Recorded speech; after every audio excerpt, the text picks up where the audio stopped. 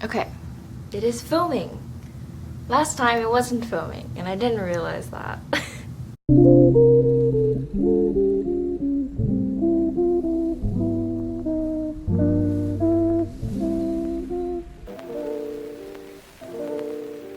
Hi, my name is Jennifer. If you do not know who I am, I'm an incoming college freshman at the University of Texas at Austin, and I will be in the Moody College of Communications as a journalism major. So recently I just shadowed a reporter at this newspaper called Community Impact, and they're a hyper-local newspaper that covers various locations across Texas, such as Austin, Frisco, Plano, and Dallas. So I just wanted to share my experience shadowing with you because a huge reason I make videos is that I want to share my experiences that will hopefully guide you if you have an interest in journalism. I really want to document my process across my college years because I personally didn't see many students pursuing journalism show their journey, and I think it would be really helpful if you're considering it in the future. So yeah, I'll just go through some of the notes. I brought a notebook just to take notes while I was there, and because I came with some questions I wanted to ask. So I'm going to be looking at my phone because I typed up all the notes right after I finished because I didn't want to forget anything. So yeah, I'll just get started talking about how the day worked, and then just some advice that I got from the reporter and the editor and a graphic design person. So I was actually doing some reading at a Starbucks nearby the office that I was going to be shadowing at. I was going to meet up with the reporter named Gavin, which I contacted at 9, so I had some time to kill. So I read one of the books that I signed up for college. There's this thing called Reading Roundup where you will meet with a professor and students and discuss the book. But basically, I was waiting there for maybe 1.5 hours doing reading, and then I walked over to the office and met up with Gavin. So he first took me on a tour around the office. It was not like the movie scene that's always depicted, like old white men in a suit screaming on the phone, and it was like hectic everywhere. It was actually a very casual environment, and I noticed that there was a lot of young people working, especially women. So it wasn't what I expected, but I really loved the environment. Everyone there was super nice. So he took me around just people's office area, and then I saw the meeting rooms, the editor's office, and the break room. And then we just sat down and looked at the newspaper's website and then flipped through some editions of the newspaper, and then we just talked about kind of how the layout works and just any questions I had. So the first thing I personally learned was about ads. So Community Impact runs on ad revenue, so a lot of newspapers are notoriously known for struggling, and that's because a lot of them run on the basis of subscribers. So people will pay a certain amount every month or year, and this can be really unsustainable because as your readers get older, they might not be willing to pay for the subscription anymore, and unless you're a big time newspaper, a lot of people aren't willing at all to pay for their news. So what's great about Community Impact, I'm just going to call it CI for the rest of the video, it's completely free for the reader because it's funded by ads. So this makes it accessible for the reader, and it doesn't put the newspaper in a precarious situation of worrying about whether they have enough money to produce their newspaper. What CI does is they have about a 50-50 ratio of their ads to their actual material. So they'll have some writing here and then ads on the other page, or just like a good ratio so it's not overwhelmed by ads. And then they have some pages in the back just dedicated to ads and like coupons for the readers to use. I also thought it was interesting that the ads determine the amount of pages that the newspaper will produce because CI is monthly. Depending on the number of ads they have, that'll determine how much content they can produce, and if they don't have enough ads, they'll push it to the next month's edition. So I thought that was an interesting fact to learn because it wasn't something I had considered before. It was also interesting to think about that the type of newspaper, like how often they will produce their content and who their audience is determines their content. So CI is hyper-local, so they're really going to be appealing to local residents and businesses, so their material is going to be focused on issues like education, transportation, healthcare, and businesses. Their content is really focused on stuff that residents will actually find interesting and useful, so they're not going to be producing stuff like crime or breaking news, because by the time they roll out their edition, the news will no longer be relevant. So after Gavin and I went over questions I had about the website and the newspaper, the first meeting of the day started. So the editor came in and everyone stood up and talked about what stories they were working on. So all the people there are divided into different locations in Texas. So everyone went across the room and talked about the progress on the stories that they're making, what meetings they're attending in order to get their story, and just updates on what they're working on. And everyone seemed to be working on around 3 to 4 pieces. So it was really interesting to see what they were working on currently and just seeing how the dynamic of the office works. Next, I got to talk with the editor, and Gavin had actually come prepared with questions to kind of guide the conversation, but I asked a few of my own. Some of my questions were, how do you determine what's newsworthy or not, and how do you go about interviewing a person? And she gave me really good advice. I think she went to the University of Missouri and Columbia in Ohio, if I'm not mistaken. But she's worked at the Dallas Morning News as a journalist, so it was really great to hear her perspective. Some great advice she shared was to be transparent and be human. So your goal as a journalist is to listen to someone's story and provide a voice and platform for the other person to share their story. So when you're going on site and finding someone to talk to, it can be very invasive if you just stick a camera in their face and start miking them up. She shared a story about going to a park and finding a woman, and she just sat there with her and talked. And I think an hour later, some people with like camera crews arrived, and by then she probably wouldn't have been at the park, and with cameras she probably wouldn't have been willing to share her story. So I think it's really important to remember that the people you're talking to are human, they're people, and they're not just a story. So I thought that was a really great piece of advice. She also really emphasized being transparent. So if you're writing a story about someone, inform them that you are writing that story, because your intention is not to burn the person. Even when you're doing a story where you're criticizing someone, you want to inform them that it's happening. So you're not reporting on something wrong. And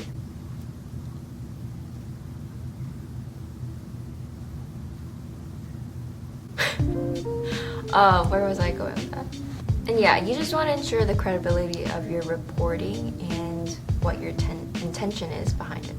Another piece of advice that she said was just to be open-minded. So when you're exploring what beats, and beats are basically like what topics you will be focusing on, reporting on, just explore a bunch of beats, because it's better to be a well-rounded reporter than just to be able to report on only one beat. It's also good to try new mediums of reporting, so like TV, radio, print, just other types, just to explore what you like and what you're good at, and just to gain experience overall is just good. The last piece of advice that she had for me was to be a good listener. And although that sounds really simple, I think it's difficult to know how to ask good questions and how to leave space for the other person to really open up and share their story. So Note-taking is a really important part of journalism. Sometimes you can't always rely on your recorder, so you have to be able to take good and quick notes, but also maintain that eye contact. So she told me that she trained in like being able to write and maintain eye contact at the same time, which I think is kind of difficult, but she just emphasized that, you know, even if your notes are messier, having that eye-to-eye contact and showing that you genuinely care about what they're saying will do justice to the story ultimately. Gavin added in that getting verbatim is great, but if you're ever unsure about what you wrote, just clarify with them at the end, like saying, oh, did you say these words? I just want to clarify what you meant.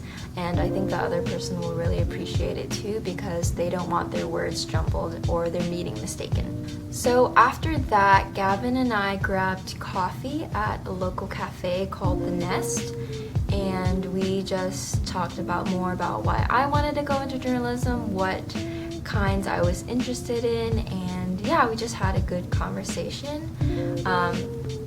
Some stuff that he suggested that I thought was really useful was to get into freelancing and to start early with that. A lot of people and businesses need help, you know, doing some writing for a blog or stuff like that. So if you build up a portfolio and your own website, that can be a good way to get some experience. Freelancing can kind of be a scary thing to do because it's not always a steady, stable career, I guess, because you don't have insurance. There's not like a daily reliable paycheck coming in, but I think even if it's on the side, it's a great experience just to get out there and do writing for a lot of different types of businesses and people. So I thought that was a great piece of advice. Another thing that I forgot when talking with the editor was that reporters will often come to her for story ideas rather than the editor give stories for the reporters to write, which I thought was really cool. I think it gives the reporters a bit of freedom in what they want to share. Yeah, I just thought that was really cool. Some insight that Gavin told me about going to J school at Baylor University was anything he worked on, like the school newspaper, was very university centric. So most of what he was writing on was on university issues. So by the end of college, he was very good at writing about university related stuff. And he told me that this kind of isolated him in a bubble, and he didn't get to be exposed to a lot of outside city issues. So he suggested that it would be good to explore and branch out outside of the confines of just your university. It makes you a more well-rounded reporter and a more well-informed person. Just to gain that experience in writing about different things, I think would prepare you better for careers outside college. So I thought that was a great piece of advice because I personally am hoping to work on the school newspaper, but I understand that a lot of the stories we write will be university focused, so I thought that was a great piece of advice. So after we grabbed coffee, we went to the second meeting around noon, and this was a social media meeting all about marketing online.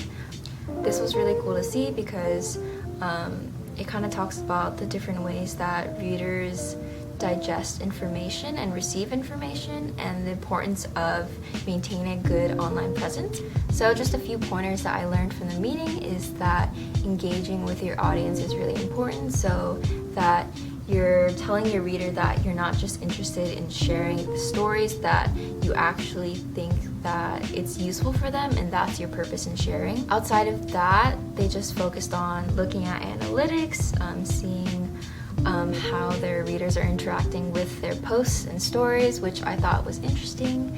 And after that, I got to meet up with one of the graphic designs people, and graphics is a huge part of a newspaper story.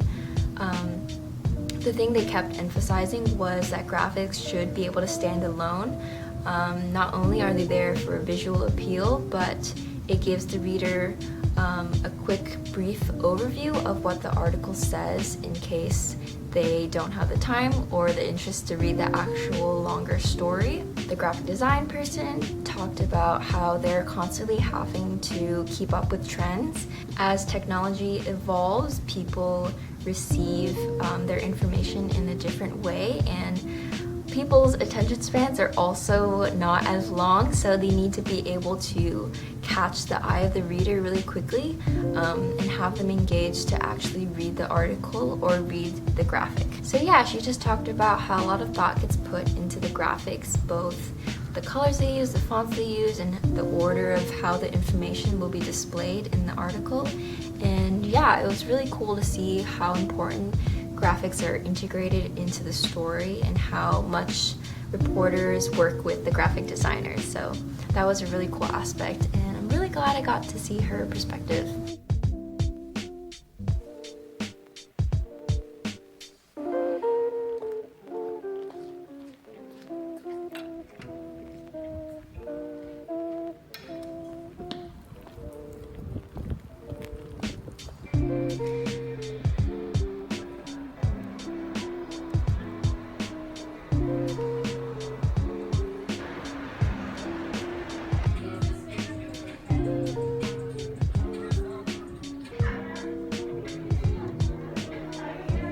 So that was really the end of my experience. I'm so thankful that I got to shadow Gavin, so thank you so much for letting me join you for the day, and the team at CI. I had such a great time, and it made me so excited to learn more about journalism in my classes. I haven't even started, but I'm already so excited. I hope this video helped you if you're someone that's interested in pursuing journalism. I hope that I'm able to document my journey that will hopefully guide you into what you want to pursue. For me personally, I didn't even know that I wanted to pursue journalism until maybe my last year of high school. I was very determined that I was going to do something STEM related, and I'm just really excited to be able to share my journey with you. So I'm gonna go. I'm so sweaty, as you can easily tell. But yeah, I hope this video helped you and that you have a great day. Bye bye.